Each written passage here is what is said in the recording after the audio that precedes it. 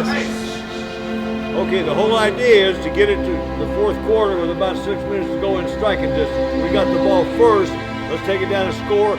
Defense, keep getting turnovers. Offense, keep scoring touchdowns. It's a hell of a lot more fun that way. And Yes, sir. let's go out just like we said early. Play fast, play hard, play smart, just kick their ass. Let's go. Let's go. Let's go!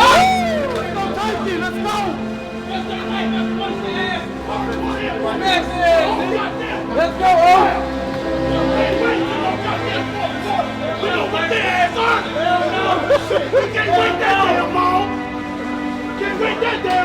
I'll just say right now. Now!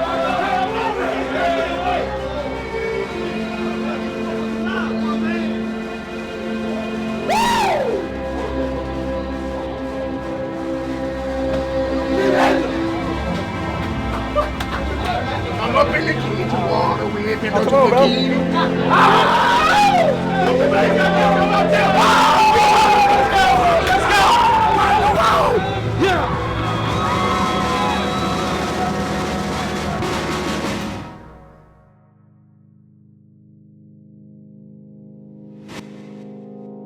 My name is Castillo. I am the oldest University of the Incarnate Word football player to have had the opportunity to step on the playing field. All my life, I have been trying to find myself. And all my life, I have been searching for my dream. And there is just something about football that strikes a chord with me. It's a beautiful game. It has awakened my soul. I truly feel alive on the field among all my brothers. This is not just a football story. This is my testimony. This is my way to say thank you. And my way to say sorry.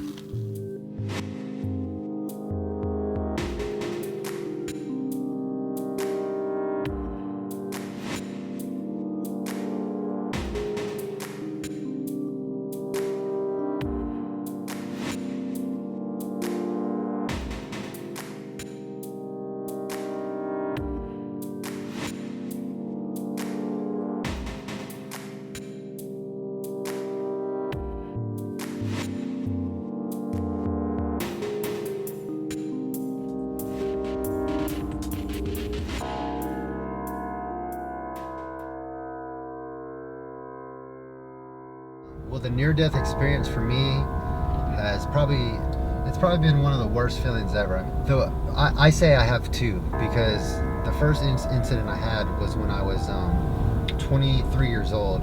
I was hit in the face with a baseball bat. I had reconstructed jaw surgery, and it was bad. My jaw was on the opposite side of my face, and I had to get reconstructed jaw surgery.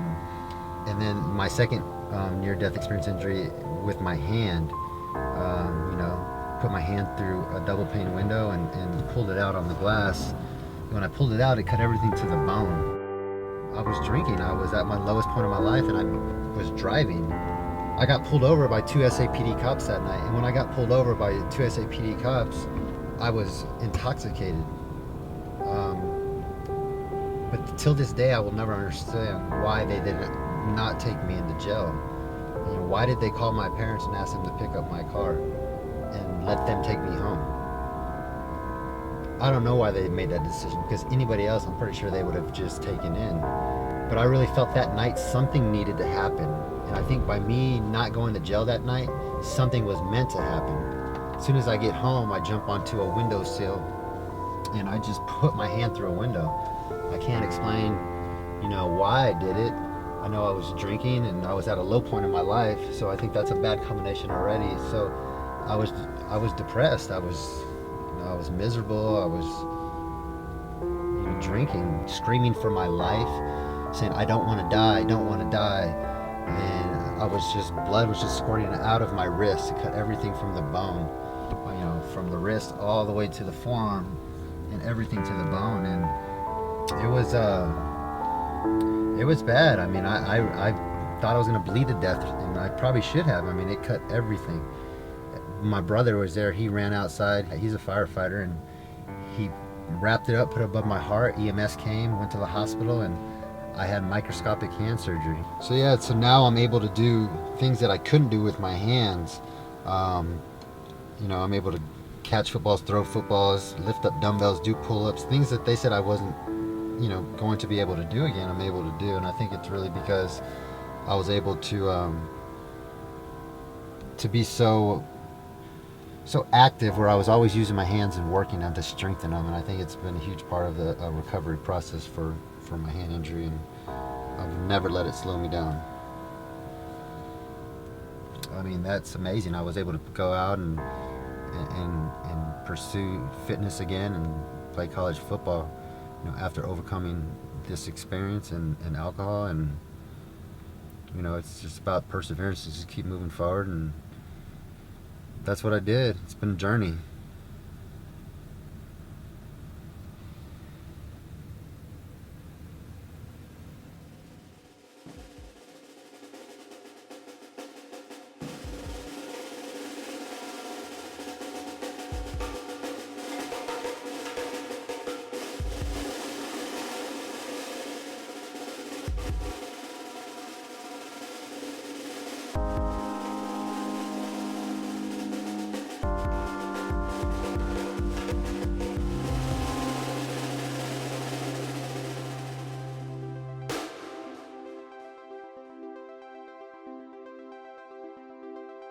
What a day, man. Good workout, man. Good workout, fellas. Good workout, man. Good workout. Let's finish that shit strong, y'all. Yeah. Good being out here, man. Yeah. Gotta cherish the moments with the brothers. Yeah, and then I know Howard. Howard's gonna do some big things this year as a DB. Yeah. Stephen Howard. Yeah. Yeah. So y'all gonna be good this year, man. Y'all just keep working hard, and I know y'all will. Show up to your workouts, summer workouts. I showed up to all of them. Y'all showed up. Don't miss one. Grind, baby. Grind, Every day, grind. That's what it's all about. It's on your shit. Let's get one out. It's on your shit. Let's go. We'll grind on three. Grind on three. 1, 2, 3. Grind.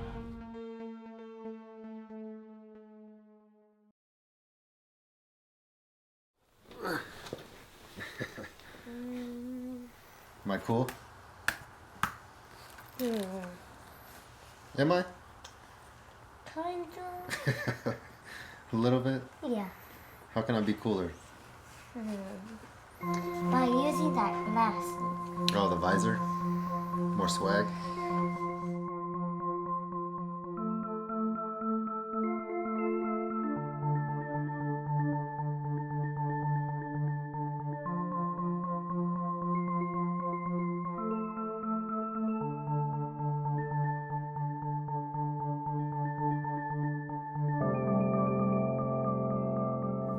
Football was just more than a sport to me. I really respect the game because it did so much for me mentally, spiritually, and physically. And you know, I'm able to walk away from that experience and you know, continue to try to find myself, or continue to try to let go of some of the things that I, you know, did in the past. You know, and it's hard. It's a process. And you know, every time I come out here and every time I work out and I'm running, you know, every step that I take, you know, every time that I lace my shoes up and I know I'm about to go on a jog or go hit a workout, you know, I try to give it all I got, because, you know, when I walk away from that, I like to feel, you know, a sense of leaving that negative energy, leaving that weight that I'm carrying into the workout.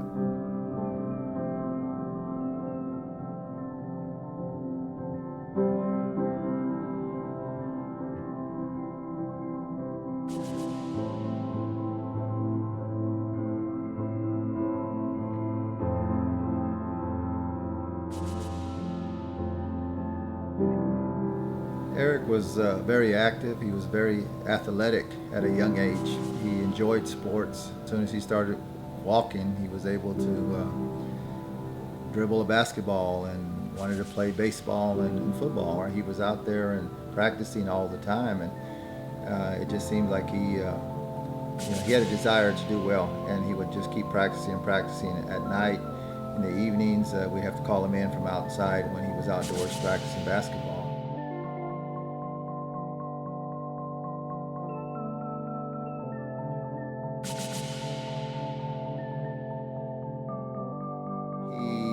Did a lot of this for his children, his two sons, Eric and Ethan, and I think that was a driving force, a motivational force for him to do what he had to do to reach that goal of his.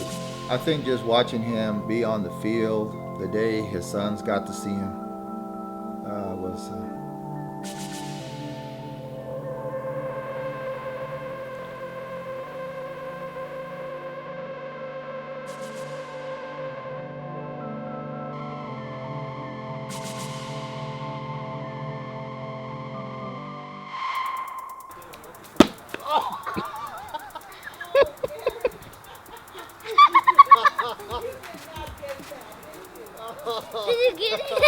You got it? You got it? Yeah. You got it? Yeah! Right there. Let's play again. Right there. Oh! Ready? Behind the box. Here we go. There you go. Run. You ready, Ethan? You're up to bat.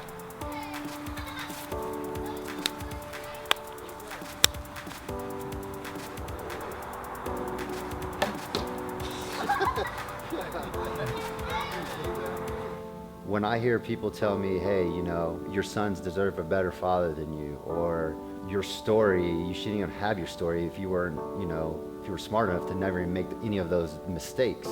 I get all of that. Or, you know, when I was playing college football, you're 30 years old, you're playing college football, you're 30, who does that? All of those things bothered me. They never pushed me to that point to giving up.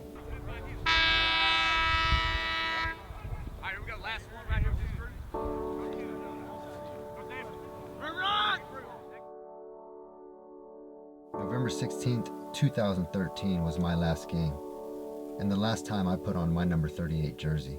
And even though football is over for me, I am still a Cardinal. I'm still working to graduate. I'm still a part of the UIW football family. It's an honor to watch from the sidelines, supporting my brothers as they work hard for the new season. I've never been more proud of them.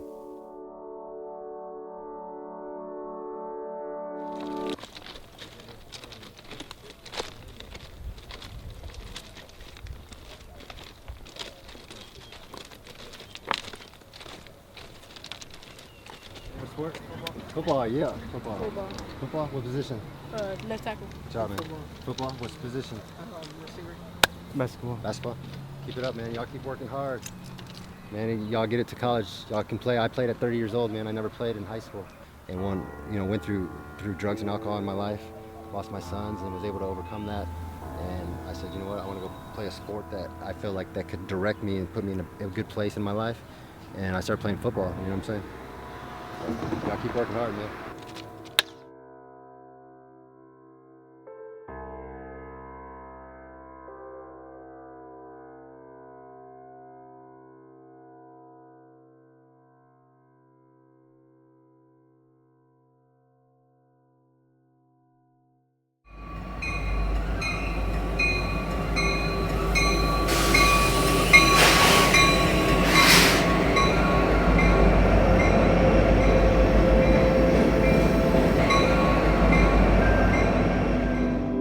We're here today at Haven for Hope with 2,000 pairs of shoes.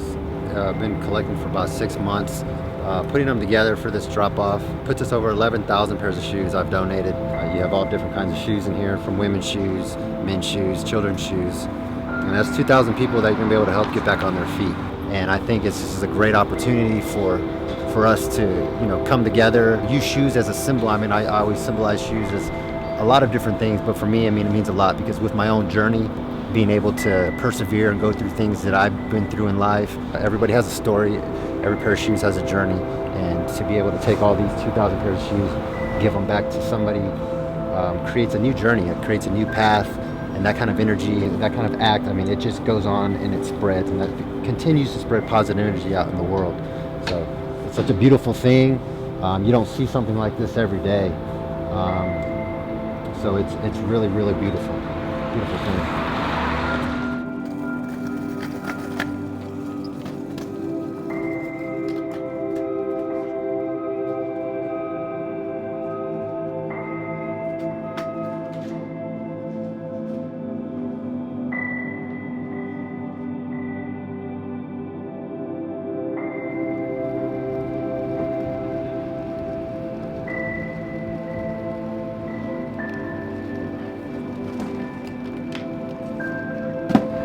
Couldn't help but notice all the homeless just walking around, and me, I tend to look at people's shoes just because being an athlete, you go through so many shoes, and so that's what I would look at. It just caught my attention. So when I saw that, the idea popped in my head, and it's, you know what, I want to collect shoes and I want to give them to those in need. I want to help people by giving used or gently used or new shoes back to those to help them get back on their feet. you know, you do this so long, you know, you're around thousands and thousands of shoes where, you know, you literally, when you go to sleep, you visualize and you dream shoes, and it's like you're drowning in an ocean of shoes, and it's a part of you. You know, shoes have become a part of your identity. I think today I can actually say that I've risen all the way up, and I believe in myself, and you can see it with change, and you can feel it. You know, I really wish like my story could help at least one person, and I know it will, and it does that. You know, that's what it's about. Because life is hard. Life's hard.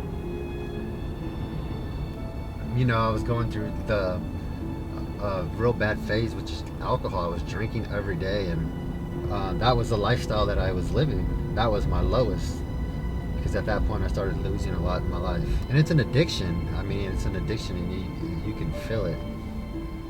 I think I've had addictive personality, so that's why my relationship with alcohol has switched over to with fitness, and that's why I'm real passionate about fitness, because my personality has switched from negative to a positive, and it's allowed me to change my life. So when I'm working out, I think about all these things. When I'm standing on a college football field and the sun is coming up and you're about to work out, you're about to run and condition with, you know, all your teammates, and I close my eyes, and for a second I think, man, here I am on a college football field, and you know, 4 years ago I was, you know, in bushes with homeless drinking beer, and hotels for days, and sleeping in my car in parking lots. I went from that, and I see a million pictures of my past just flashing in front of me. And then I open my eyes, and boom, I'm on a college football field. And that right there, those little things like that were so deep for me, is what allowed me to push through workouts. It's allowed me to get that extra rep, that extra, you know, stride. For me, it pushed me, and it created who I really feel like I am today. And like I said, I believe in myself, and I know that what I'm doing was meant to be. You know, I was meant to do what I'm doing right now.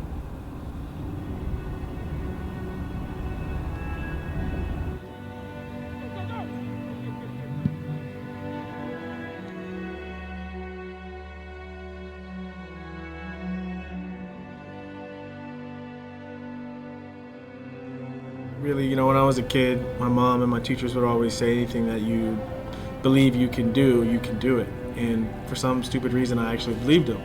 And so when I got to the University of Texas and I saw Earl Campbell's Heisman Trophy, and I told myself, you know, I'm going to get one of those. And I got to school, I had to pick an email address. And so I couldn't think of anything, so I decided as a freshman, Heisman at utexas.edu. And it gives me goosebumps, you know, to know that I saw something that I wanted, a dream of mine, and I accomplished it. I played basketball in high school, and then when high school ended, it was just kind of like, you know, what now? So you didn't even play football in high school? Didn't play high school football, no. Wow. When you graduate, life happens, right? Yeah, so, you sure know, does. life happens fast, and kids came, and marriage came, and then, you know, and then with that came, you know, alcohol, and choices that I was making in my life at that time were ultimately just choices that were just pushing me farther away from my family. And I think going through that, you know, experience was kind of, I always tell people, it's a blessing in disguise, because I don't think if I went through that, I would never have, my journey would have never brought me here to Incarnate Word to play football. And you'd always see like, you know, them running up, getting all hyped up, putting their helmets on, running out on the field, and I was like, man, I want to do that. Like, it's just, that's what I want to do. And man, I saw the Cardinals run out with the flags, UIW. I was like, I'm going to do that. Like, I'm going to run out on the field. I'm going to do that. Told my dad. So I was 27 years old. And of course, you're going to have critics. You're going to have people say, you know, you can't do it for whatever reason, your age, you never had experience. And, you know, people want to shoot that down. So, but for me, I took that and I would turn it and use it as fuel. Yeah. So I thank them for that. You know what's interesting? When I was a kid, elementary school was right up the street from our high school. Mm-hmm. And And when I would see the high school guys run out on the field, something in me was like, I really want to do that. Yeah. It's cool. It doesn't matter really how old you are, but there's something about, I don't know if it's the camaraderie, if it's the excitement, if it's what football means, but it just awakens something in everybody. Yeah, and I think for me it was more the camaraderie. It really was, because at that time in my life I felt like I was missing something, and by coming here and being able to play football, you know, it was just really, for me, it was being around these guys, you know, and not having my sons in my life at that time, but just knowing that, you know, you had a team that cared for you, or you were here, you were working with them. I mean, you spent all day with them. You're, you know, in camp all day, or you're working out with them, you're practicing with them, you're filming with them. So it becomes family, right? And, you know, that's what I was missing, because I didn't have my family. And even though I did have my parents, you know, it's just not the same, you know, if you don't have your sons and your wife. You're just really lost. I was really lost and confused. So I closed down my gym, and then I went all in on the dream, and came here to Incarnate Word, and I walked on, and man, I wouldn't trade it for anything. I mean, it's the best experience I've ever had. So what would you say was the highlight of your experience here? The highlight of my experience here for me was being able to have my sons here at a home game. The first time I was able to run out on the field through that smoke that I said I was going to run out onto that field. My sons were here. Still remember they were right here when we ran out. Got to slap their hands on the way out. Wow. I had tears, because it was emotional, because you've come this far, you know, and here you are running out on a college football field, a part of a football program, and your sons are, that's huge, you know. That is huge.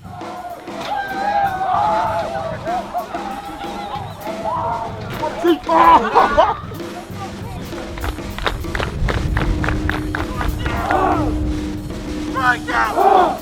What time is it? What time is it? How we fight? How we fight?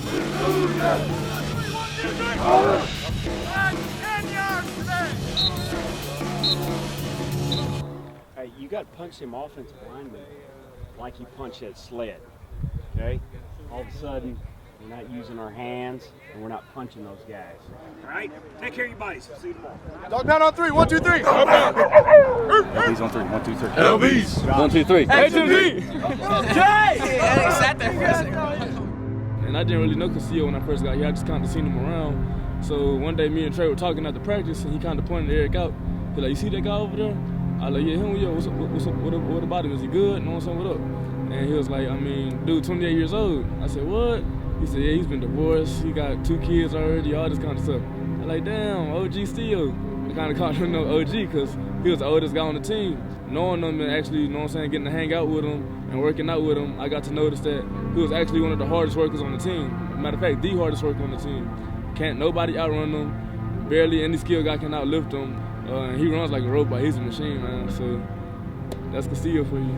Well, I think he's just been through so much that, you know, one more rep or being tired or anything of that nature is not gonna affect him. He's seen such bigger things and overcome different kind of things that the little stuff's not gonna bring him down. After practice, after a full practice where we had 24 periods of practice and we're running and it's hot outside, it's 103 degrees outside, Eric's still the last person out there running. Sometimes coaches gotta tell him that he can't even run after practice because it's so hot. Like, Eric just goes that extra mile, and when people see that, like, he doesn't tell people, "Oh, come on, come with me." Nah, he does it on his own, and then when you see him do it, it just make you want to do it. It just make you get that push inside where, oh yeah, I want to do the same. I want to be great just like him. He took me under his wing when I was young, and kind of just as an older brother, and made me stronger and made me even more of a competitor than I already am. And we would have these long talks in the locker room together, and about how hard we worked and how we were going to get our chance one day. And whenever he finally did, I was his biggest encourager, man. I was so happy, and we got to his plays that he got were with me on the field as well, and through him he just makes everybody better. He pushed us so hard, and he taught us not just about football and working hard, but in life. We used to do DB drills, and he would always tackle me or try to run me over. I always feel a good pop with him, so whenever I saw him going in line or anything, I'd always have to make sure I come with it every time I saw him. I'm a harder worker than I ever been now. I mean, ever since I saw someone like him, it's a dream. You got to go out and get it. You can't watch somebody. You can't let them tell you no, you can't do it. You gotta get and do it for yourself. Yeah, I want to go to the league. That's my biggest dream. I don't never want to stop playing football. You know, it's just Eric thinks so different to a lot of people. A lot of people that you meet. He's living life, like he's really doing it while we're still trying to build to it. He's just an inspiration in whatever he does. Just watching him, being with him, I mean, seeing him every day is inspirational, being around Eric.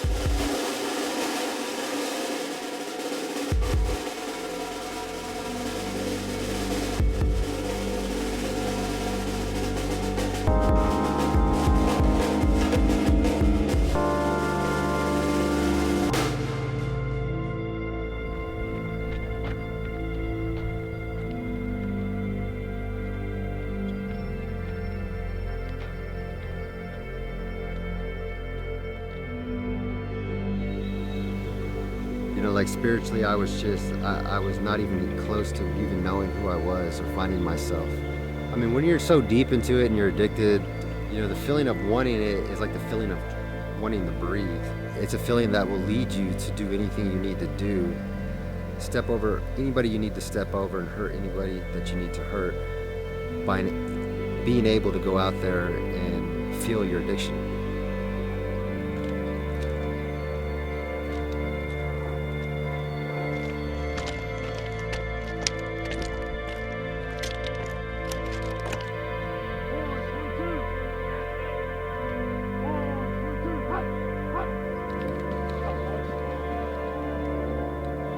And it's hard work. I mean, it's really hard work when your body hurts, especially during training camp, getting up early for workouts. Yeah. But I have to say, and I think you'll agree, it's definitely worth it because you do build this bond with people, and I think a lot of it is based on your work ethic. And I know just from what I saw from the outside, it's like you meant something to this program. And one of the reasons I'm here is because there's stories like yours all over the place here. Yeah. In that, you know, what this university stands for, I think it matches your story. It definitely matches my story, and it's awesome. So, would you ever consider becoming like a strength coach? Yeah, I would love to do that because that's my passion, you know, and I think that's something that I'm going to get into because I'm doing that right now for kids at 2 different gyms, and I couldn't see myself doing anything else, honestly. Yeah. So, that's awesome. Well, if I ever get a head coaching job, I'll definitely appreciate give you a call. Yeah. So, appreciate it.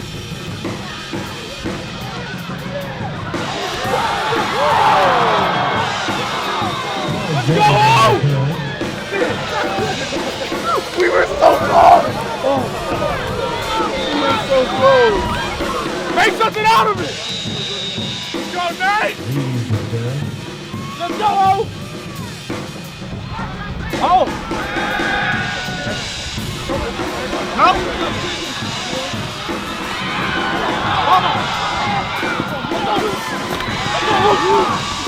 Go! Get your hands up! Go!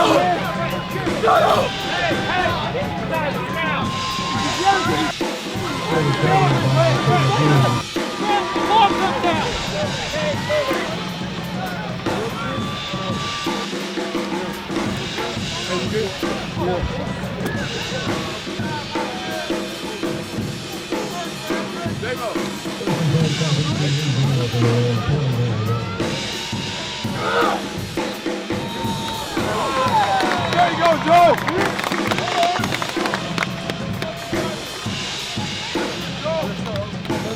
Alright, Cardinal special, clear front! Cardinal special, clear front! Get ready, O! Ready to get their money.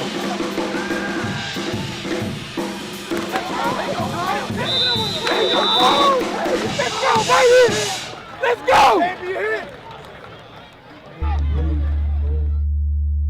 was in high school, my coach, we were playing a rivalry team, and my coach told me, he said, we was winning halftime, and he said he really needs somebody to make a big play. To make a big play that we needed, and we needed bad. So we came out at halftime, and we needed a big stop. We needed a turnover right now, and I was playing corner at the time, and they threw a fade to my side.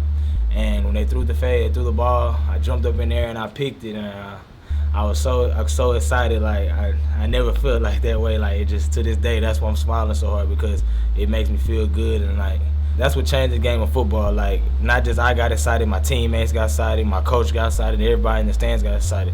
So it was just a great feeling all around. It's a lifestyle. I mean, I eat, sleep, and breathe football. I mean, I wake up thinking about football, like whether it's weights, whether it's running at night. It's just always something that's on my mind. I've learned to be dedicated. You have to be dedicated and committed at anything that you do in life. You have to be persistent. You can never give up. And the main thing that I learned from football is family. It builds a strong brotherhood with all the people around you, from the players, the new guys, the old guys, the coaches, the equipment manager, the trainers, everybody. It's one big family. And Castillo is my brother. All the guys you see over here are my brothers, everybody. So basically, the most thing I get out of football is being in family, a family away from home. My dad is a high school football coach. I was born January 10th, 1993. 2 hours later after being born, I'm in his arms watching the Dallas Cowboys win the NFC Championship in 1993. So from the very beginning of my life, it's been football. And next to God, it's been football. I mean, football means to me, I mean, it's more than just a game and what you see on Saturday nights or Saturday during the daytime. It's more than that. It's about what we do in the weight room. It's what we do in the film study. It's what we do like as a team, just having a team bonding. It's about just building a brotherhood. Like, I know that everybody in that locker room that I have been with or left or came with, like, I know that I have some type of connection with that person, because when I need something like later on down the line in the future, I know that those were my brothers and they were always there with me, because we sweated and we cried, and it was blood, sweat, and everything we put out there on that field to get to a certain goal and to reach a certain thing in life.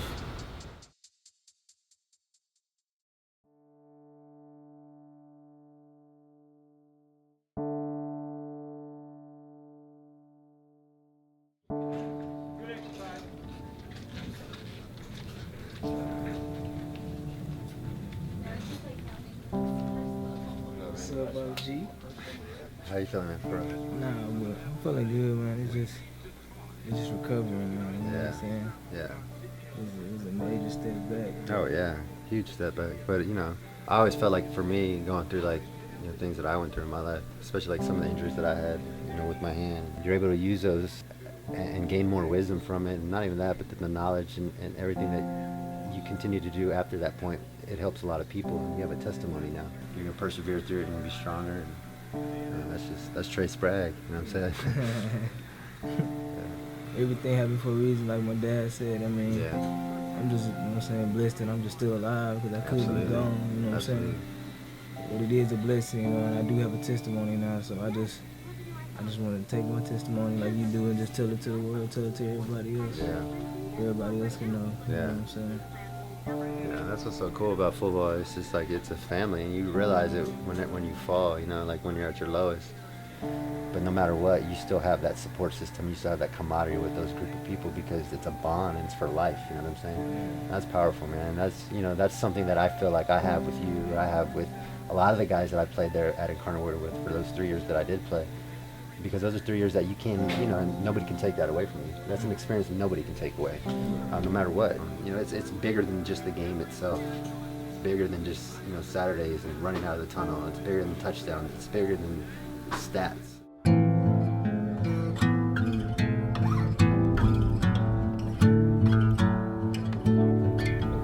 just tell them God bless you.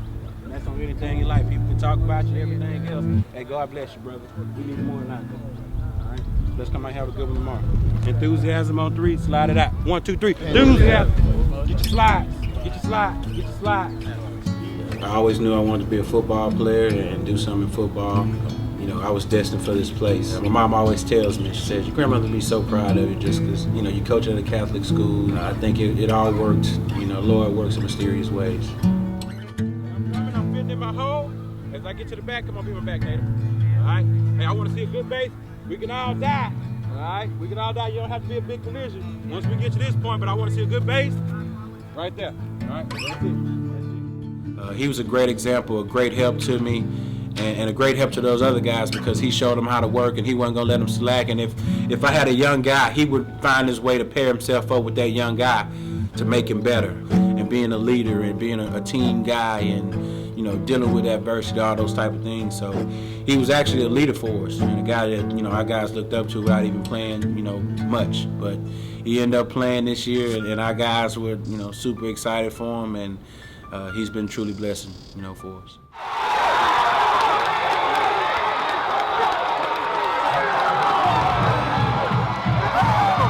Yeah, baby! Let's go!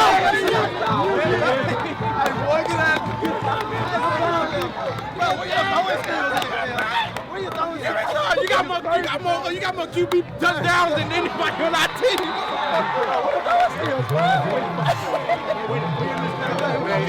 Let's go, Ryan! Keep it going. Keep it going. Hey, no. Tell him you want it again, baby. Bro, I told him all the time I want that damn ball. Let's go. I told him, bro.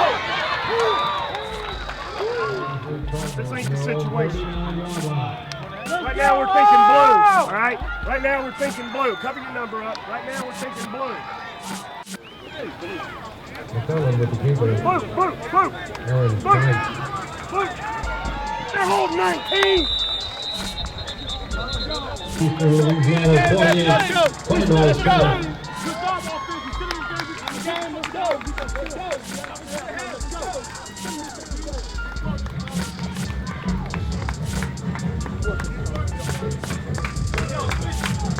So we got it. Keep working, fellas. Keep working. Keep digging. Keep grinding.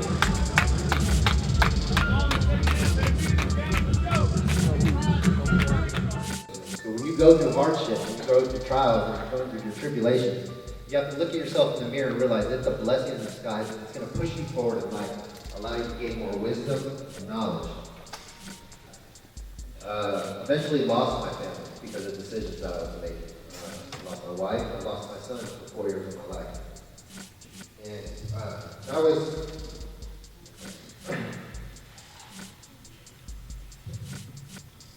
that was hard. You know, not seeing your son for 4 years.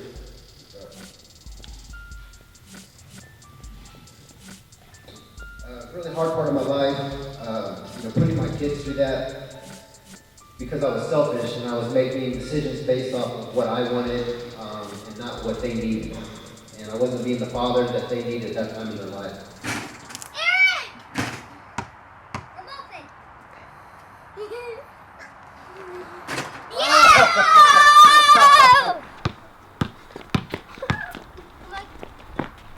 Oh no, he's not.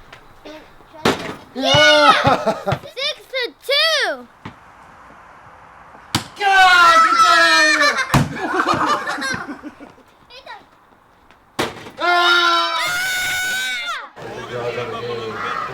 Come back and win this game. Yeah. Let's get our heads out of the Don't care for the sorry. Nobody feels sorry for you. You included. Not feel sorry for you. Let's go.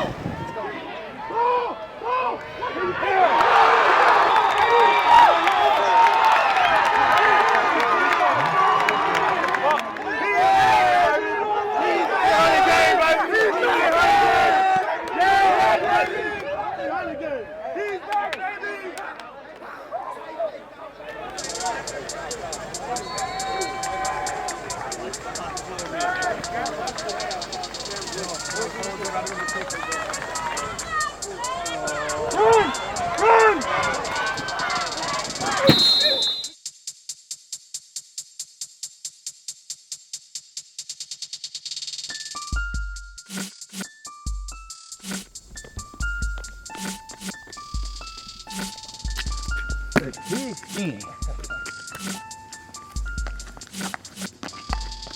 Nice catch.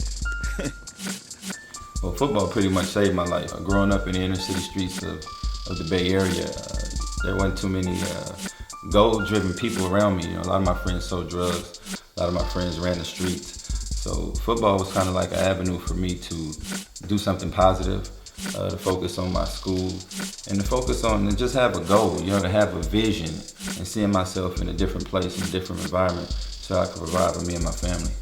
In my first game, it was amazing. I'll never forget it. Playing against the St. Louis Rams in Denver. Obviously, I played 4 years with the Broncos, but coming out of that tunnel, I'll never forget walking out of that tunnel for my first game. And on the first kickoff, I was able to run down there and and cause a fumble in which we recovered. So, you know, that's just the excitement, just the passion that I had for the game. I can't even explain it.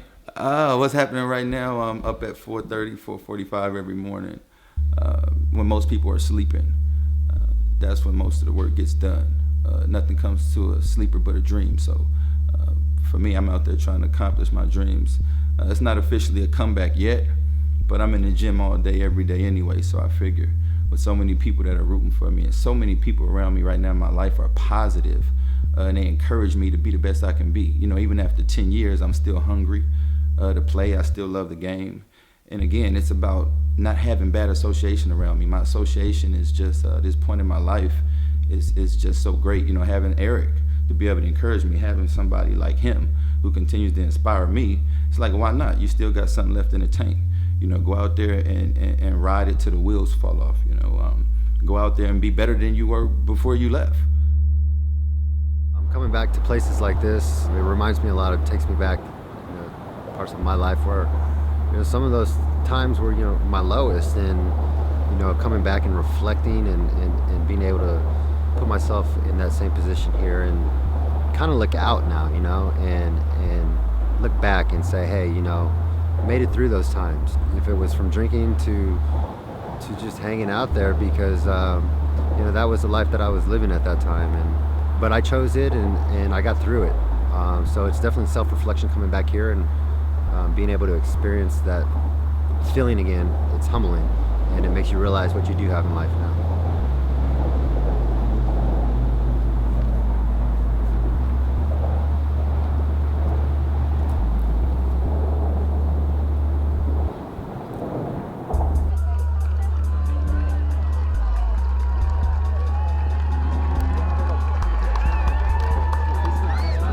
Score at halftime, Sacramento State 35, Cardinals 6.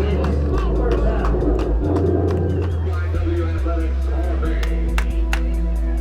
Good evening, everyone. I'd like to take this opportunity to introduce you to a longtime friend of mine. When we go back out there, shit is different. Shit is different. No more laughing, no more joking, no more joking the fuck around. We run everywhere, on and off the field. Why are we not playing with discipline? It's the little things. Get it together.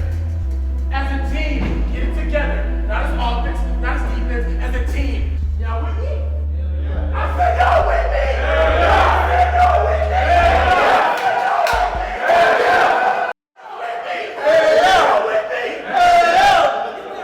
I said, how y'all feel? I said, how y'all feel? Boys ain't ready. I said, y'all boys ain't ready. I said, how y'all feel? I said, how y'all feel? Boys ain't ready. Y'all boys ain't ready. Hey, now take the rest of the time. Get your mind right. It's a new fucking half when we get out there. Hey, UIW football. We come to play, y'all. Let's go. As individuals, as a defensive line, as a defense, as a team. Show it. Show it to yourself, show it to this group. Let's get it right. Let's get it right. Hey, let's go. Hey, we worked you hard. Off season, all that shit. Let's go. This is where we show it. Let's go. Let's go. Up on 3, 1, 2, 3. Go, let's go. Hey, fight for the man next to you, boy. Fight for the man next to you. Let's go. Okay, I'll tell you what I'm going to do. I'm going to put on these purple shades, and I'm going to look cool, and I'm going to act cool, and that's how you ought to act. Right now, the score is nothing to nothing. We ain't worried about the score of the game. We're going to go out and play like we know how to play. Right there. I'm putting them on. I don't give a shit what the score is. I'm going to wear these shades, look cool, and so are you. Let's go out there and kick some ass. Oh, yeah, man, let's go. I said, how y'all feel? I said, how y'all feel? Y'all boys ain't ready. Y'all boys ain't ready. I said, how y'all feel? How y'all feel?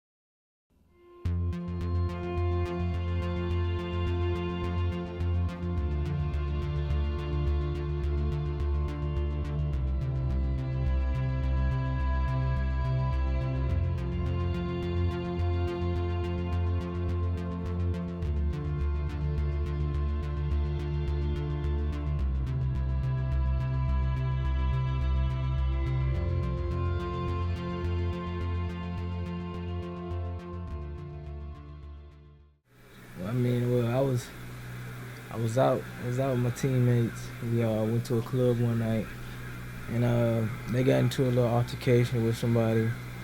And the dude, you know what I'm saying? The dude they were about to fight or whatever.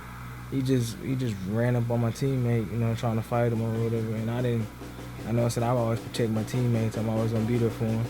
So I was trying to, you know, be there for my teammates. And then another dude just started shooting a gun in the air, and that's when I was just like, well, I don't want no part of this no more. So I grabbed my teammate. I told him, man, let's just go inside. We can forget about all of this, you know what I'm saying? We can forget this dude and move on. And as I was going inside, another dude he fired a gun towards the club as we were walking in. I turned around and I got hit, but I really didn't feel it, to be honest, you know what I'm saying? It hit me, and then it shot. And then some girl just like screamed. She's like, oh my gosh, he got shot. And then when I looked down and I seen like a little red dot on my shirt, it finally hit me that I got shot. And you know, my friends grabbed me, my teammates and my roommates, they grabbed me and they set me. I told them I wanted to sit down.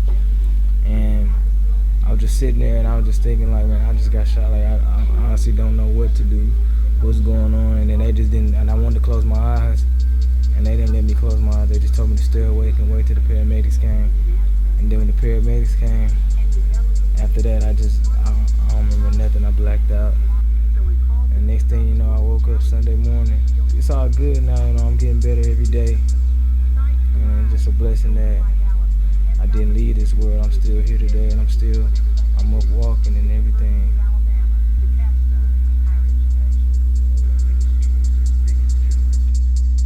From here on out, with football, you know, in or out of your life at this point, you know, it's not even about the game no more.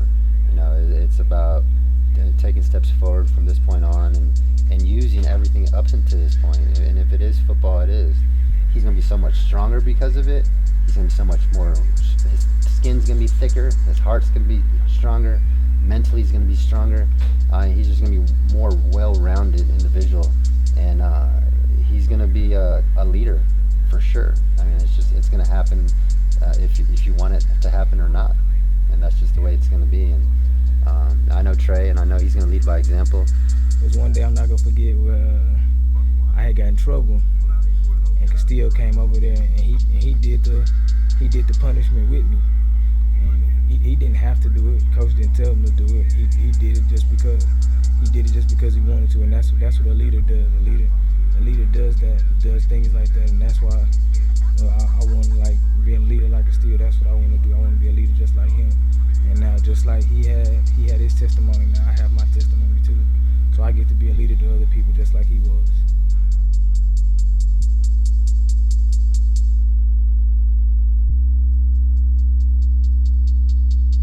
And I can remember going out in the game and dropping a pass, and I can remember getting booed, and I can remember how much that hurt me and how it made me feel.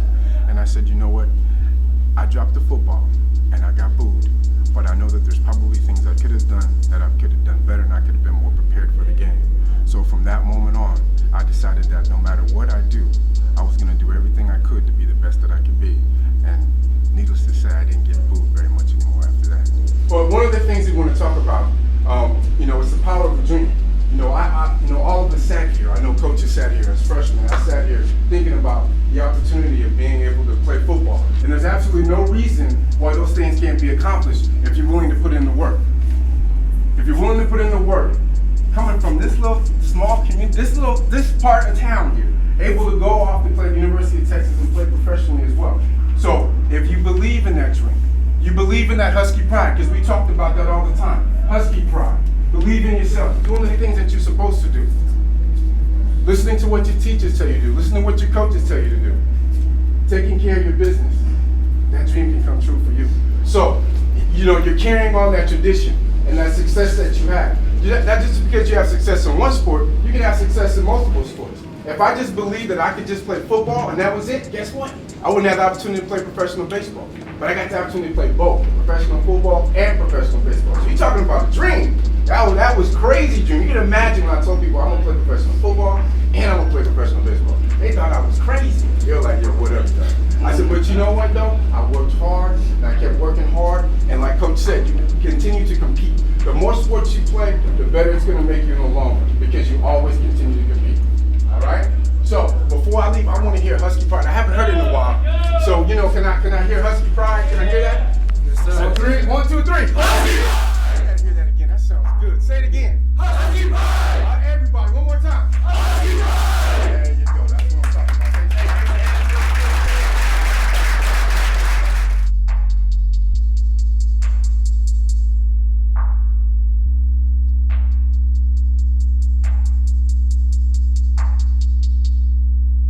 You know, for me, after coming out on the other end, I can look back now and I can honestly say that I put everything that I had, everything that I wanted into the game of football at the University of Incarnate Word.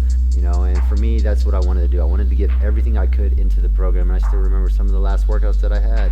We had competitions, and I still remember with Mick Ginn sitting there, one of the UIW football players, and I said, man, I'm going to win every single one of these competitions because this is my last time to ever do this. And I did.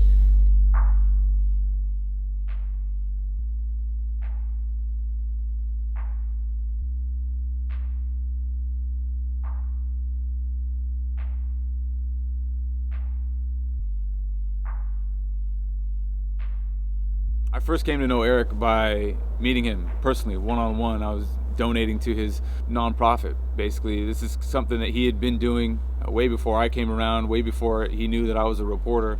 And so when I met him and gave him these, you know, I had some shoes and clothes to give to him, and he was going to give them off to other people. And I felt really good about it, but I also felt good about meeting him and shaking his hand and seeing what he was all about. And at that moment, we were in a Gold's Gym parking lot. I was handing him over these donations and basically said, look, when the time's right, we're going to cover this story, and we're going to cover it right. The fact that he was doing this and putting in the work when nobody was watching, that's the real story of it. It's the journey of men. He feels a brotherhood amongst these guys, and they've all become part of his extended family now. And we're not perfect. We're always going to have our times where we kind of stray off the path a little bit, but when you have that sense of camaraderie, when you have a team, when you have coaches that rally around you and expect a lot out of you, it helps keep you on the right path.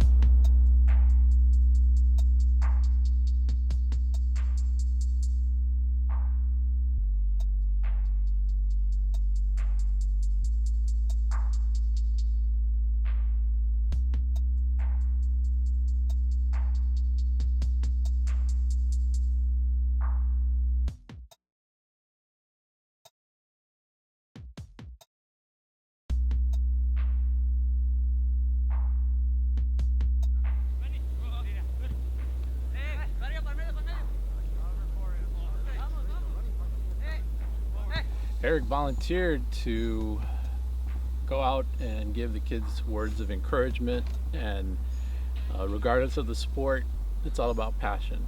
It's all about believing in yourself and always giving 100%. So like Eric right now, he's giving 100%. Give 100%, Eric!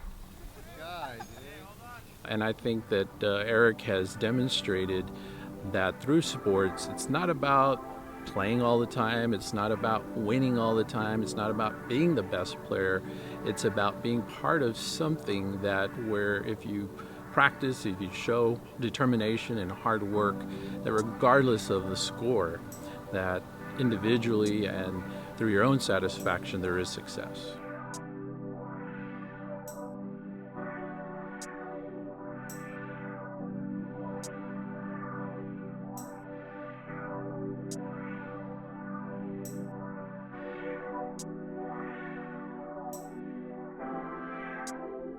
Oh man, it's, you know, having both of these guys here, you know, like the first 2 years I was here, I didn't have them in my life. So, you know, to have them here and have them witness everything, you know, the dream itself, but then everything afterwards, it's powerful. Like, you know, it means the world to me.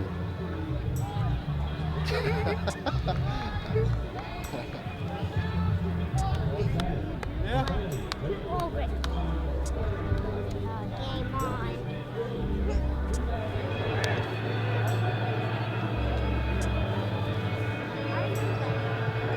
I want to run through. I should run in there in the tunnel. I should run. Just get in the middle. They'll never see. They'll know. They won't know.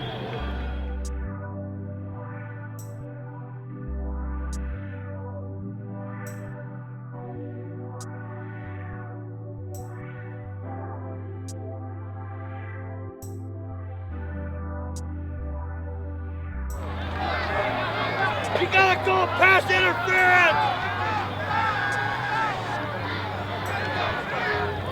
He was running, then they tackled him.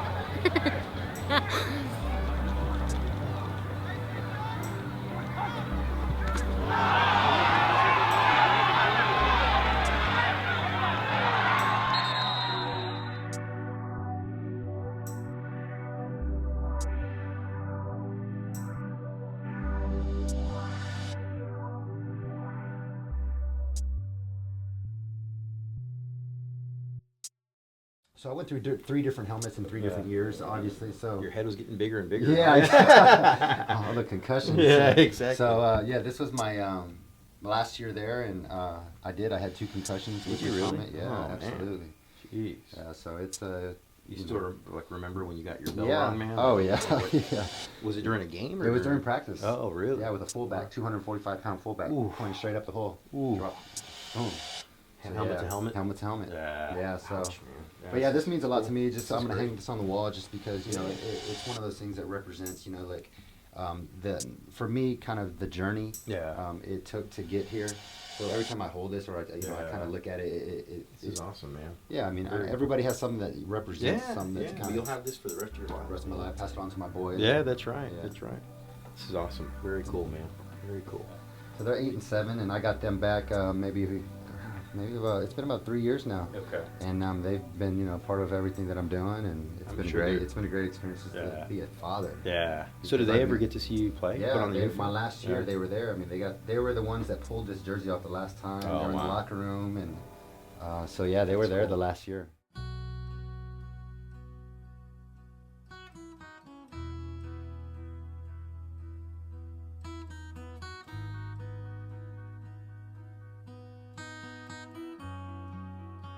It was our last game of my senior year, and I still remember it. And they put me on was a pump block, right?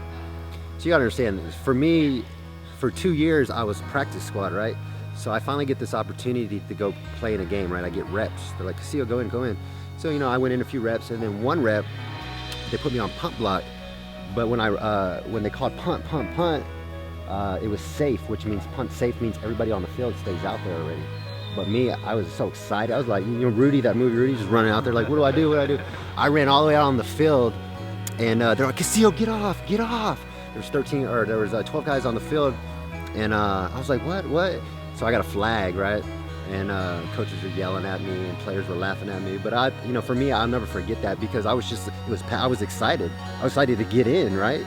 So sometimes you see the guys on the sidelines, they don't get in when they're supposed to. But me, man, I was in there like that. So that it always comes. Yeah, it's always it's not like a highlight or anything, but for me it sticks to me because I remember, it was just I was so excited that day. It was Sports is definitely an outlet if you're going through something. If you like, for example, growing up, my dad was incarcerated my entire life. So sports was the outlet, going home every day to a single mom raising 4 kids.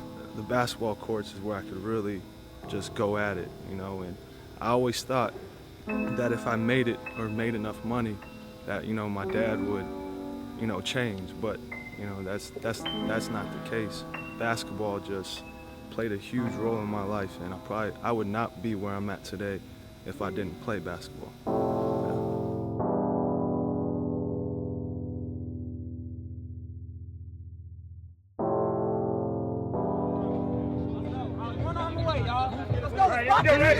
Right here! Good job, let's go! Let's go! 45 rights, come on, 3, 1, 2, 3, go! Let's go! Baby. Here we go, Cyril! Let's take it back!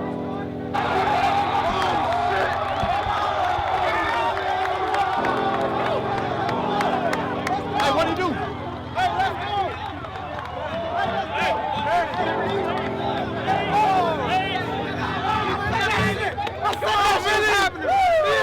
What up, Mill? I see you, baby!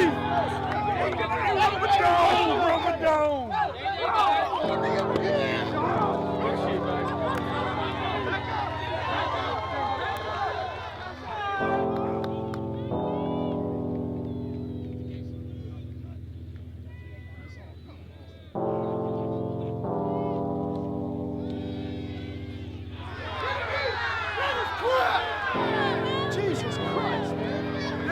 Thank you. Casey just got flagged. Casey just got Oh my God. Did they get the first one?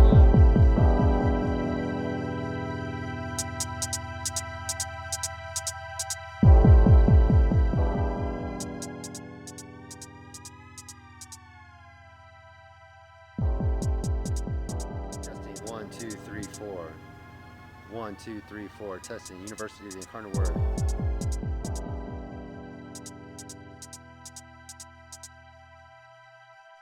Alright, stand by. And go ahead.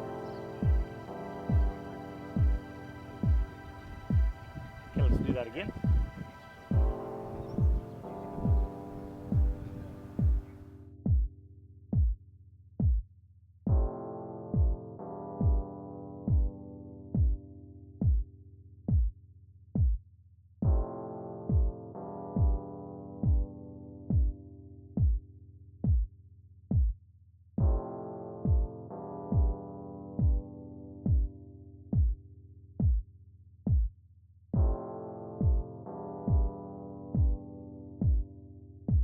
Well, I've been arrested growing up as a kid just through mistakes or just being at the wrong place at the wrong time. The reason why I was in jail is because I went to go try to see my sons after I was served a restraining order from the facility where my sons were kept. And just being in a cell where it's just, you know, walls around you and one gate, it gives you a lot of time to think. You really start hearing yourself from the inside. You really find who you are, and you have no choice to. It's either that or you go insane. I describe it just being a really dark place and hollow. You're hollow inside. Everything, your thoughts, your heartbeat, the way you breathe, everything just becomes hollow and there's no substance within you. It's like somebody literally just strips your soul and just throws it, and you have to re-find yourself. It's a hollow feeling. You've caused a lot of people a lot of pain. What does that pain feel like? What do you think it feels like to them?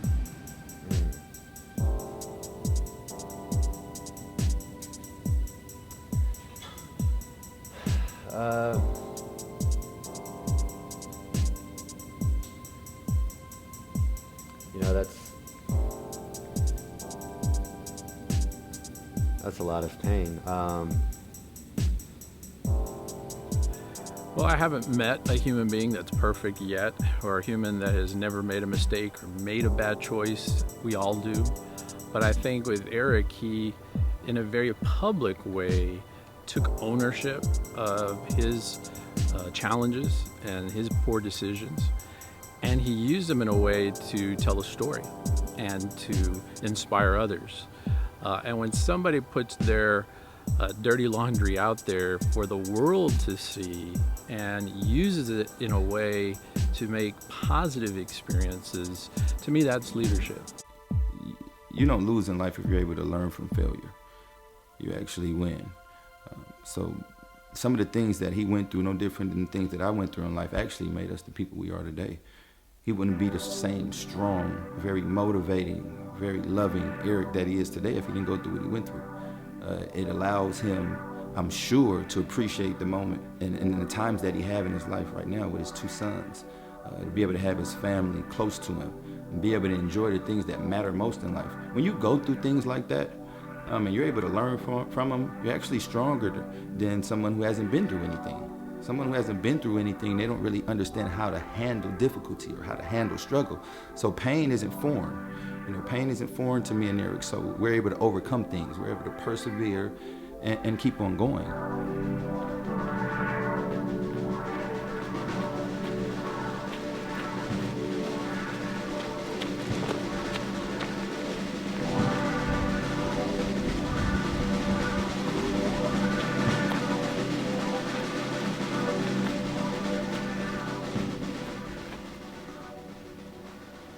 Things that I went through weren't easy. You know, some might have been self-inflicted, but at the end of the day, I went through it, and I was able to overcome it.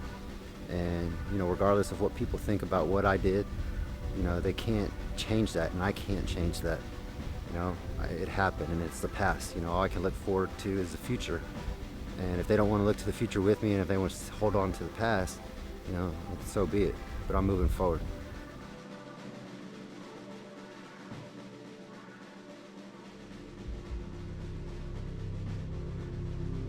I like working out here. It's away from everybody. It's very therapeutic. You're able to get away from, you know, others and come out here and just kind of find yourself. The sunset, the view. It does a lot for you. The burn of the workouts, it's undescribable. I mean, the pleasure that I get out of the burn from the workouts, no matter how much it hurts, you know that it's worth it at the end. And every time it hurts, it's a good thing. It wouldn't pay off. It wouldn't pay off in life, and it wouldn't pay off where it matters, you know. And that's on the football field. Felt a lot of different kinds of pain in my life. You know, from letting others down, letting my sons down, letting my family down, letting myself down. You know, pain of humiliation, rejection. Just about every kind of pain. I've pretty much felt it, even physical pain with the injuries that I've had.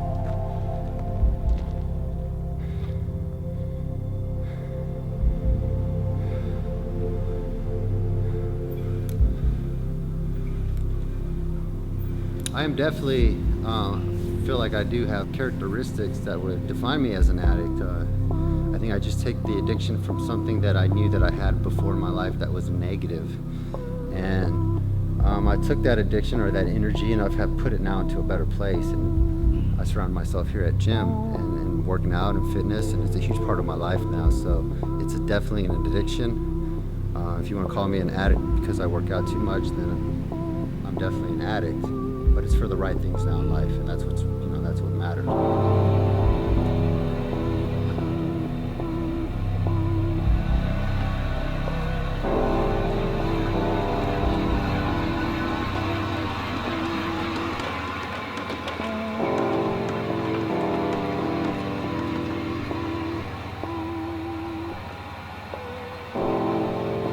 For me, I think working out, especially at this kind of level,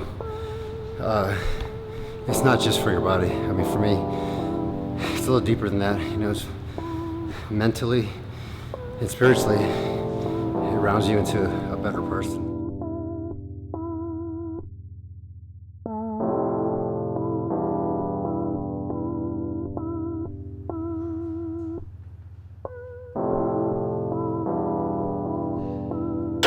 You come into a workout with,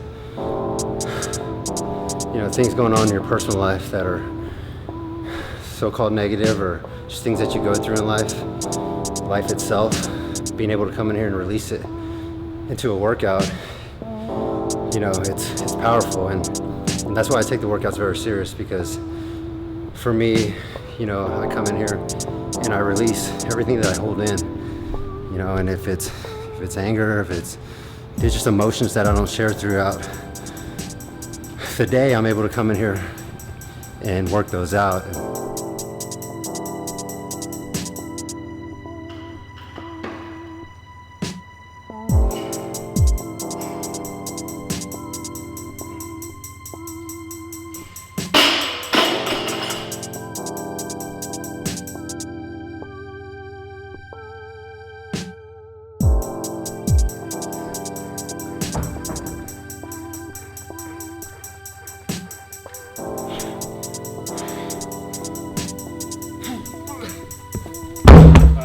So what are we doing now? We're gonna go med ball slams. How many? Let's go 30 slams. Dude, when we first started this, 15, right? we was like 10 or 15, Yeah. and I was already winded. So, all right, here we go.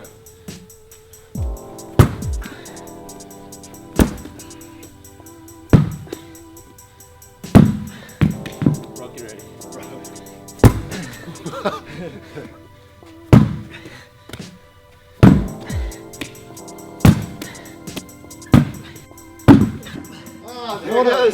One more. Get it. Oh, this is it. It's getting there. So that's 2 months ago we started this. Second ball. Second ball. Second one to break. One each month. Talk about overcoming some physical challenges. Yeah. Wow. That's strength right there. Strength. Come on, really? Damn. This is where change happens right here. Yeah. This is where dreams are made.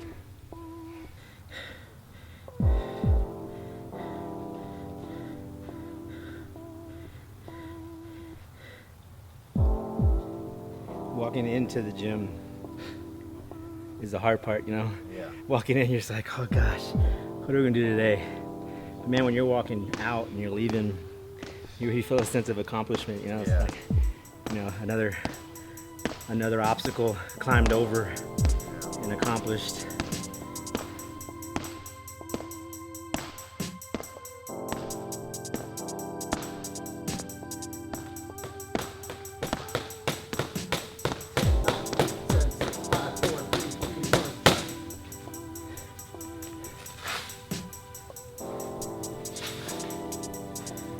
That's me as an individual, as a person. I don't look at anyone's past and pass any judgment at all. You know, so just because he's gone through some issues in the past with the criminal justice system, I'm not anyone to judge him for that. And I look at for who he is now, not who he used to be. It's kind of that saying, you know, don't look behind you, look ahead. And that's exactly what I do with my life and what I do with people and individuals is I look to see where they're going, not where they're at.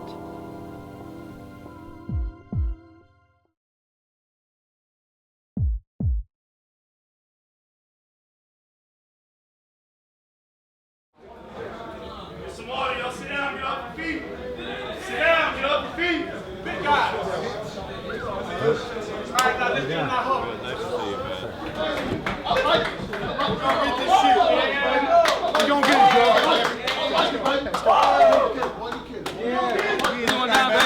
We here, baby. We here, baby. Yeah! Let's win. 3-8, baby. Yes, sir. New generation. Hey, I'm trying to use the main press. Hey, we get the ball out coming out the second half, all right? We need to use this momentum, keep going, and f***ing drive it in the end zone. I like this stuff, bro. Got me right up there. Drive it up their ass, let's go!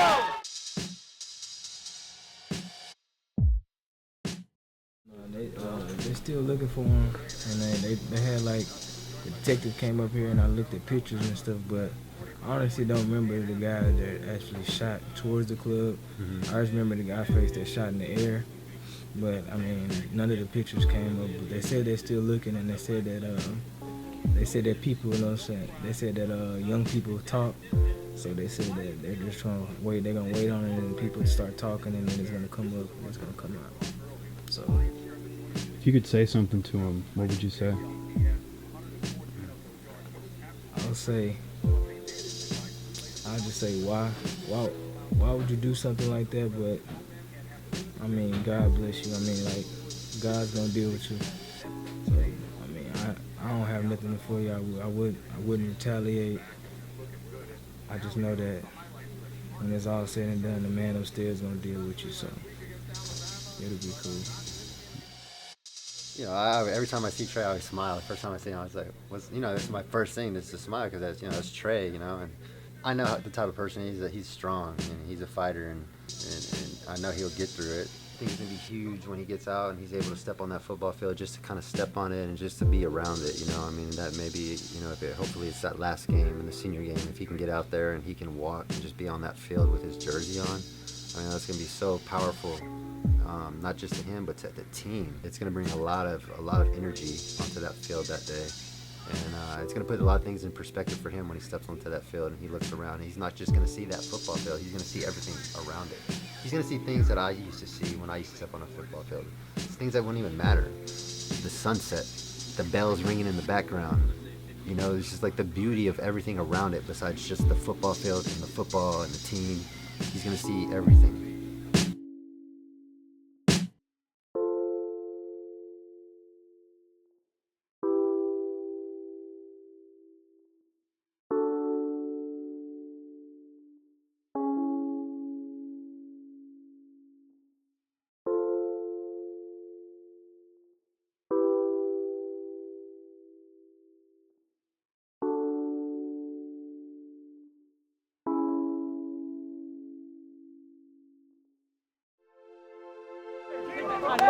On the fan. There we go.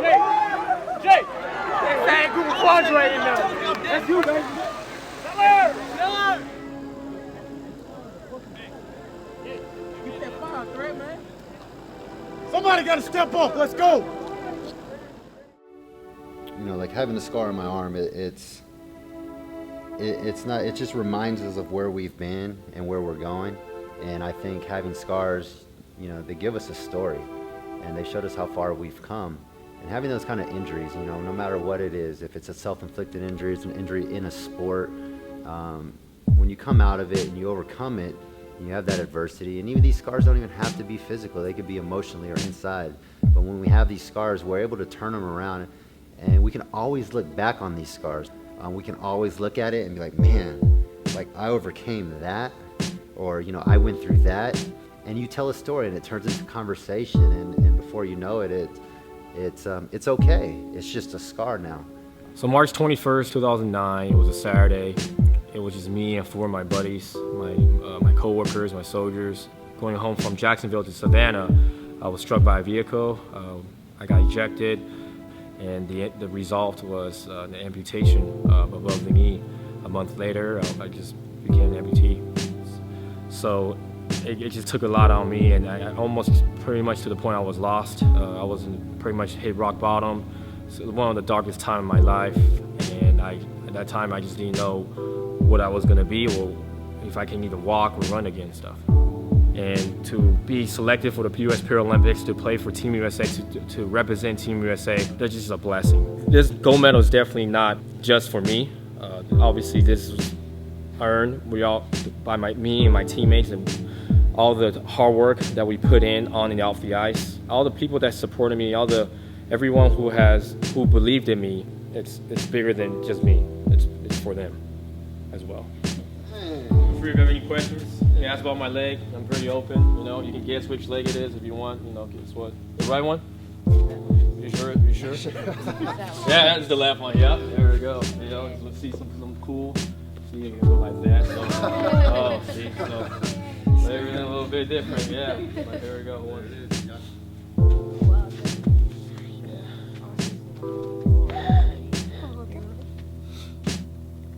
It is heavy. Look, it's heavier than it looks.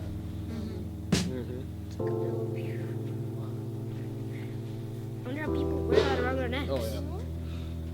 Well, you guys can definitely get one too. Earn one definitely for sure. Definitely.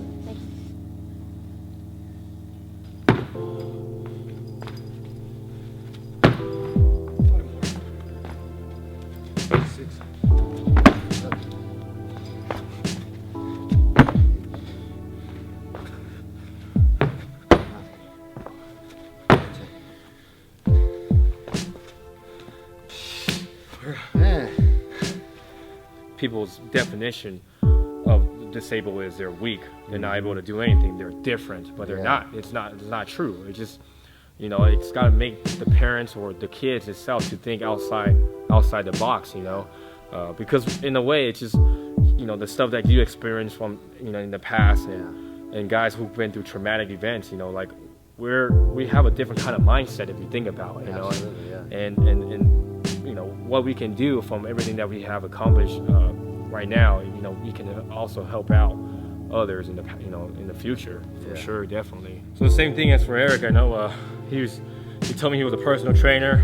In all the apps, you always see him flashing, you know, on his Instagram.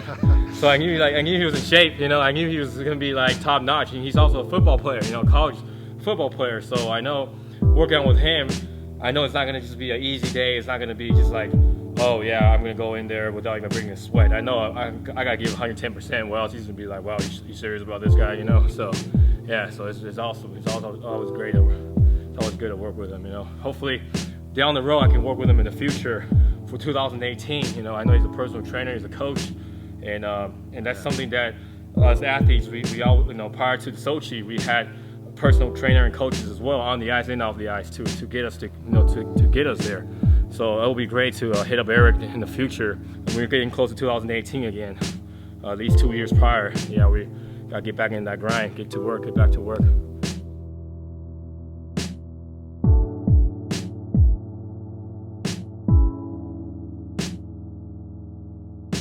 One time we were playing at our house, and I won. I was beating him. He always wins because I was at 10 and he was at 1. I tackled him. It's a secret.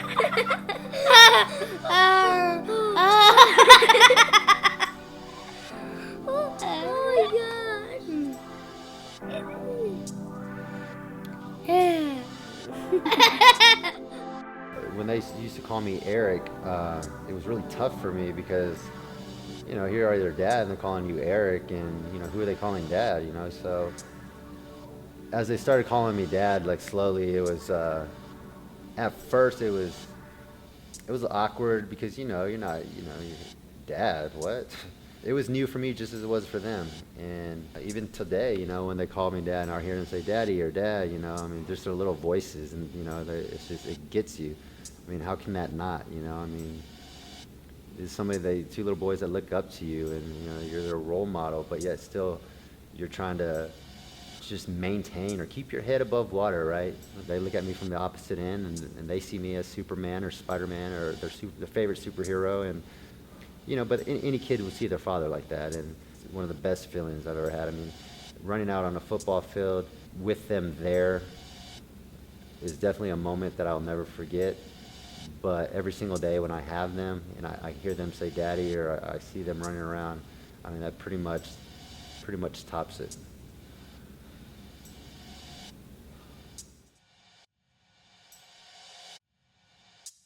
This book has pictures of us and our daddy. First Easter 2007.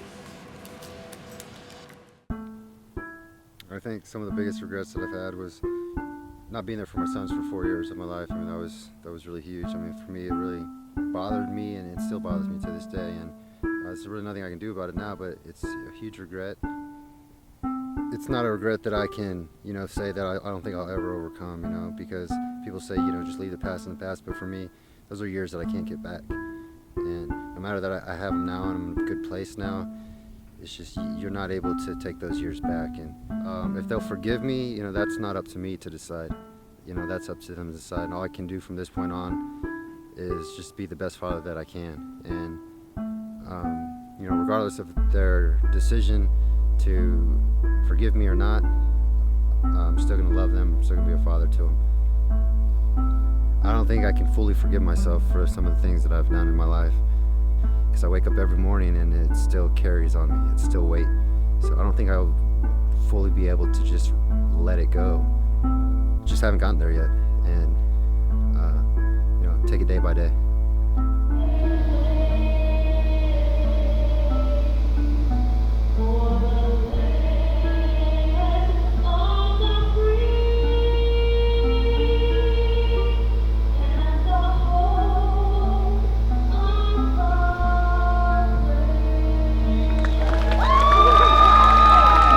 It doesn't last long, but it does, because this memory right here when they run out on this field, it's, you know, it'll last them a lifetime. It's powerful.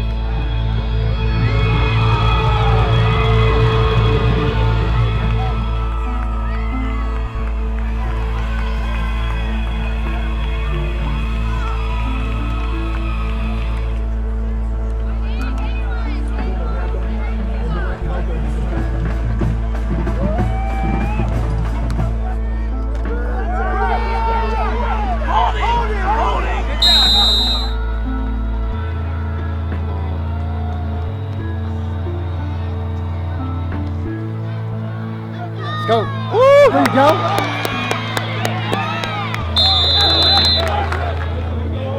Let's go, O. We need y'all right now, offense.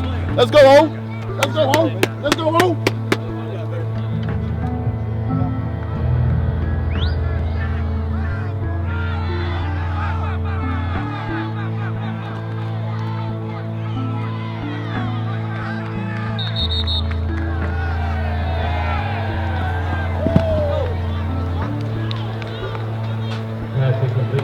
First group.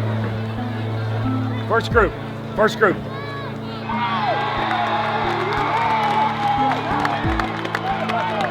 Let's go! Let's go! What up, baby? They're not better than us! They're not better than us!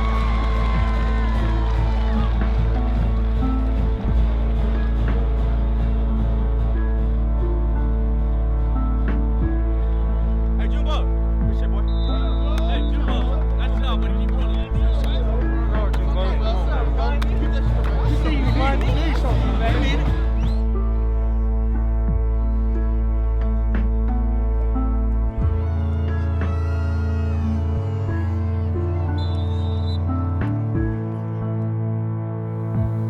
You know, and it does. It upsets me that, you know, knowing who I've become today, if I could just, you know, look myself in the eyes 5, 6, 7 years ago, you know what I'm saying? Just look myself in the eyes and said, look, man, and just shook myself and said, look, you know, you need to wake up or you're going to lose your life. You're going to lose everything around you and everybody around you. It upsets me that I had to go through that, where I had to lose 4 or 5 years of my life. And when I say it, I lose myself. I lose my mentally, physically, spiritually. I'm losing everything about me.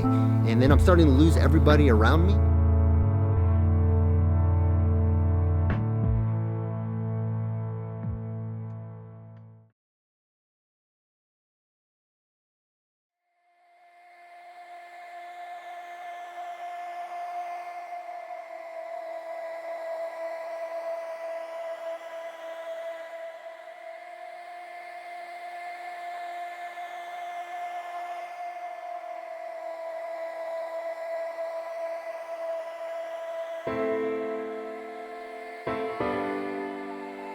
I really got shot like standing inside the doorway. I was over here inside the doorway, and I was standing right here when I got shot. Right there, and I don't know, when I got hit, it just kind of shocked me a little bit.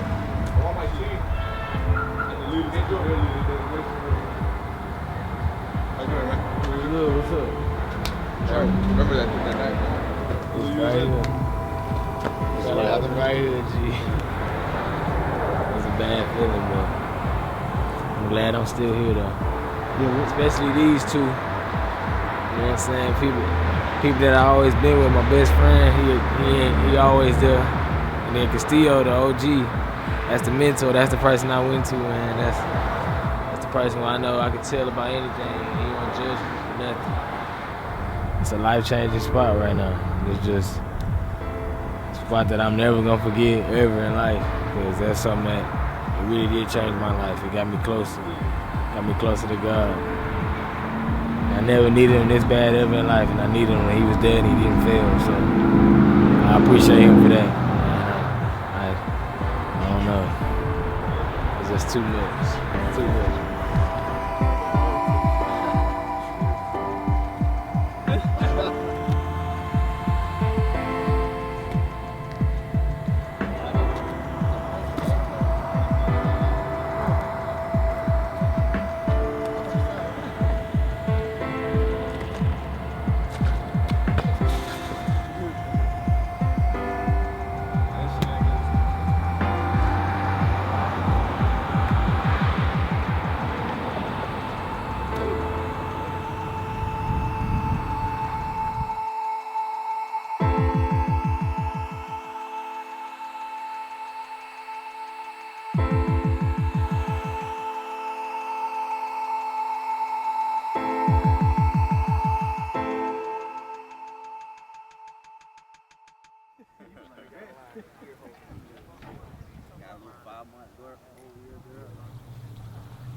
All right, listen, man. First of all, I appreciate everybody coming out.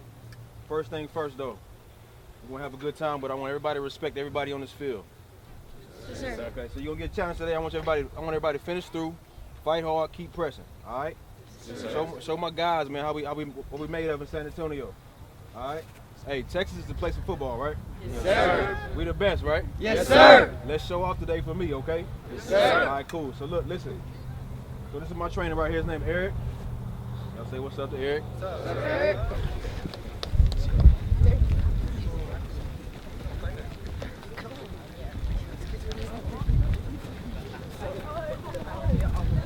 What time is it? Game time! What time is it? Game time! Breakdown! Here we go, walkie toe touch, first group.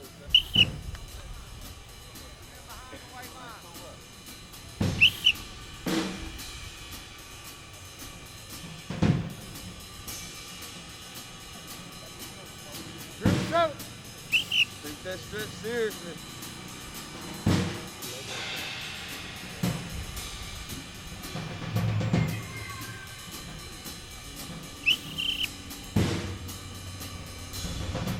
Quad pull leg swing.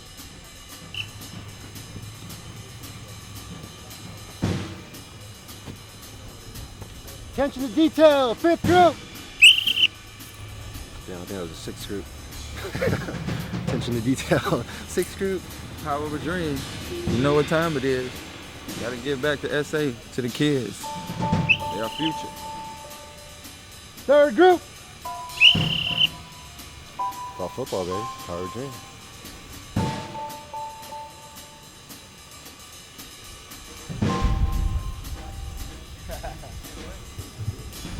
What time is it? Game time. What time is it? Game time. Break time. Ooh, break time. Ooh.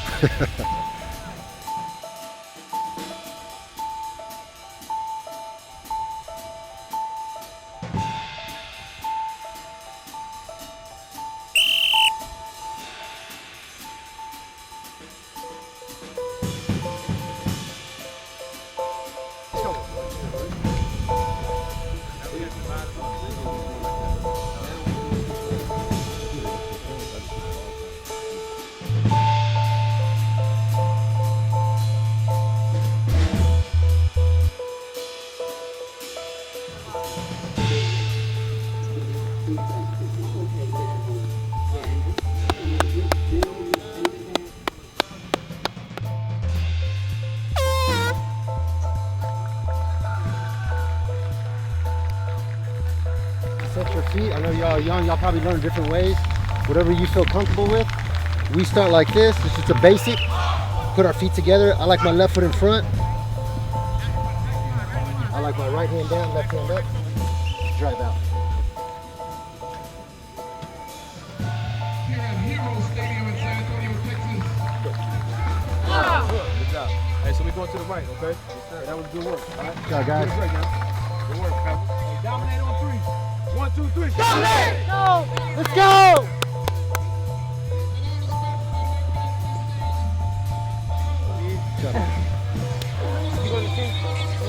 Come on there, let's go. Let's go. Let's get it then. Hey, you know what I mean? Let's go! I tell you, boy, let's get it. Let's get it. Hey.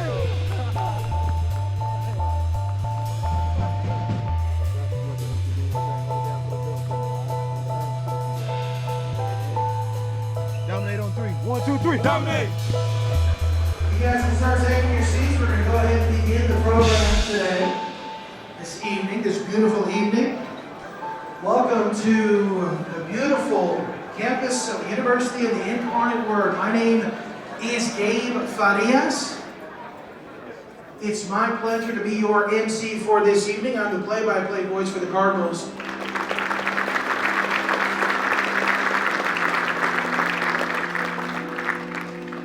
Castillo.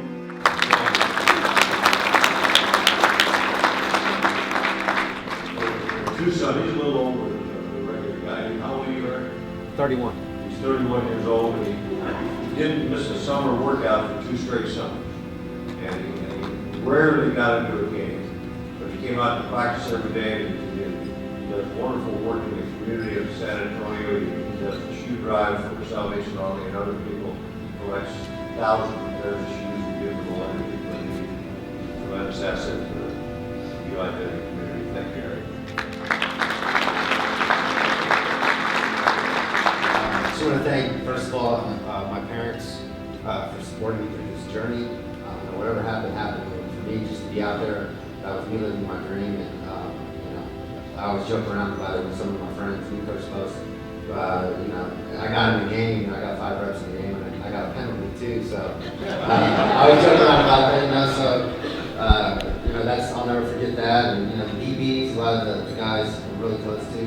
My coach would say that's one heartbeat, and man, I had the time of my life with y'all. Working out there with y'all, running with y'all, conditioning. Like Coach Bo says, it's time to turn the page, good or bad. So it's time for me to turn the page, and I appreciate everything y'all have done for me. Thank y'all.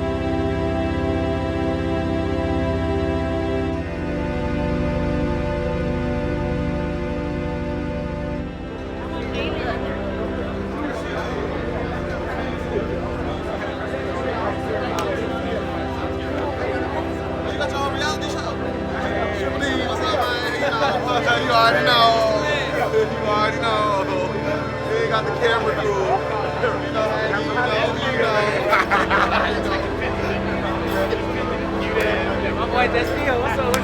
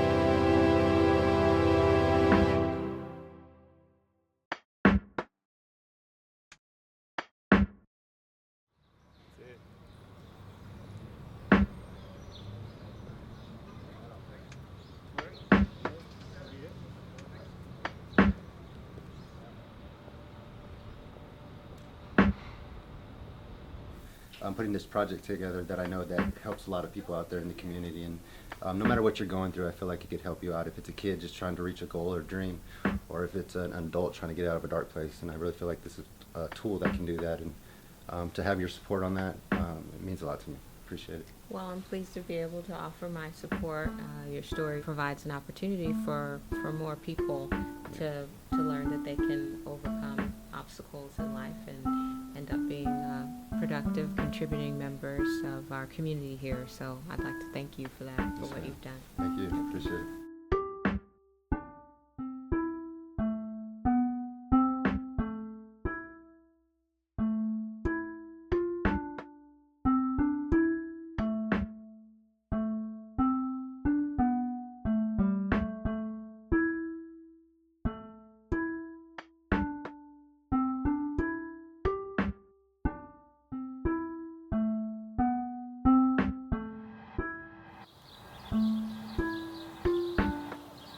Now that football has been over, I'm scared. Football, it kept me grounded, and it kept me out of trouble. It kept me away from those temptations and that vulnerability, and it kept me into structure. Yeah, I'm just afraid, that I'm gonna, go back that same path, and fall into those temptations and become that old Eric. And every single day when I wake up, I fight those temptations. I fight that feeling of taking those steps backwards in life and going down that wrong path again. And it's a battle every single day. Some days I get really scared that I'm going to go down that path again and lose it all. I can't play football forever. I have to find something else, and that's where I'm at right now. I'm at a crossroads, and I feel like I'm trying to find something that could fill that same void that football did for me.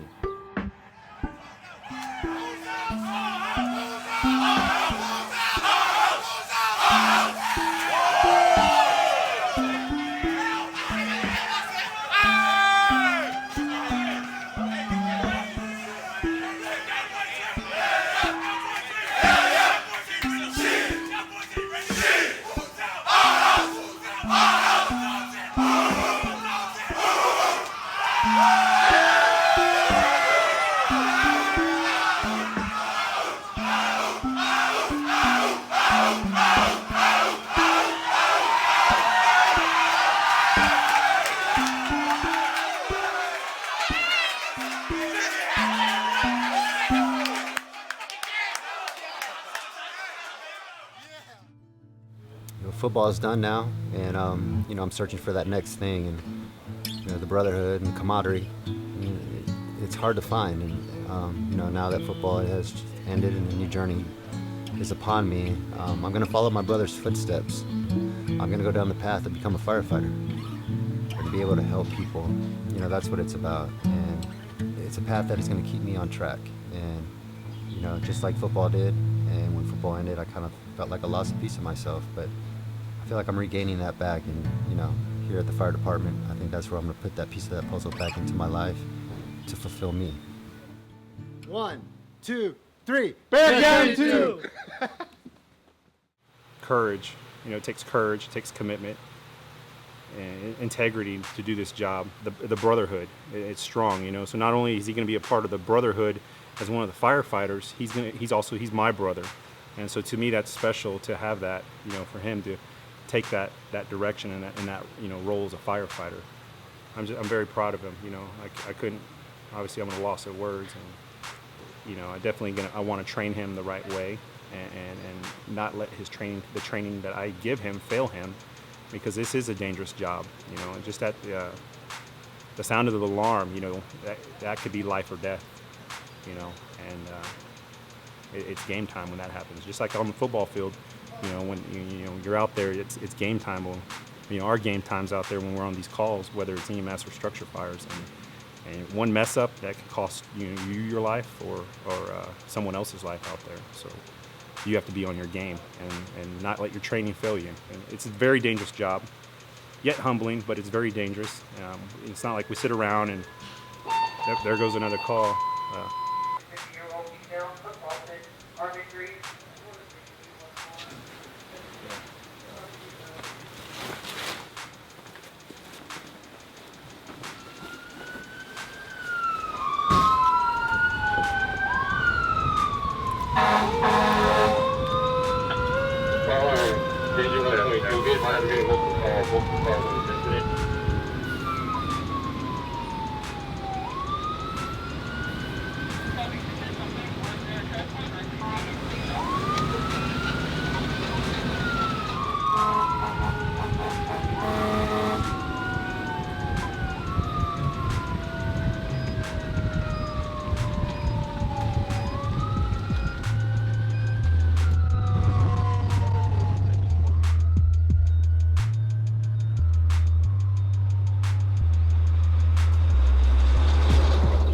It's funny how things work, full circle, from putting my hand through a window and screaming for my life, almost bleeding to death in front of my house, to have my brother there and get me through that, and he was a firefighter and he got me through that, and now to be able to do the same to help other people, it just shows me that anything you can put your mind to, that you can persevere and you can do.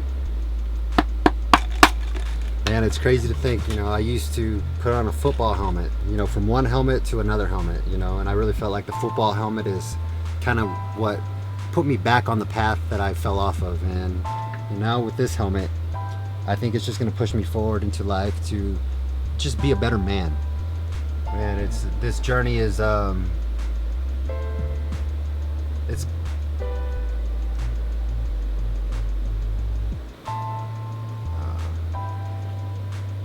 this journey is